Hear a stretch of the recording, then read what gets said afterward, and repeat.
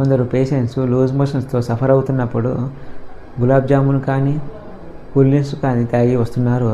ఇలా గులాబ్ జామున్ తినడం వల్ల అందులో ఉన్న షుగర్ కంటెంట్ ఎక్కువగా ఉండడం వల్ల ఆస్మాటిక్ డయేరియా వల్ల ఇంకా లూజ్ మోషన్స్ పెరిగే అవకాశం ఉన్నది. అలాగే కూల్ డ్రింకులు తాగడం వల్ల ఇందులో ఉన్న కెమికల్స్ అండ్ ఏరేటెడ్ డ్రింక్స్ వల్ల ఎక్కువ ఇంకా ఆస్మాటిక్ డయేరియా వచ్చి ఇంకా ఎక్కువ లూజ్ మోషన్స్ వచ్చే ప్రమాదం ఉన్నది. ఇలా ఇంకా ఎక్కువ లూజ్ మోషన్స్ పోవడం వల్ల సోడియము, పొటాషియము అండ్ వాటరు బాడీలోంచి లాస్ అవుతారు. సో దీనికి ప్రత్యామ్నాయంగా అసలు కొబ్బరి నీళ్ళు, ఉప్పుతో కలిపిన మజ్జిగ, ఓఆర్ఎస్ డ్రింక్ తాగడము ఉత్తమము. Thank you.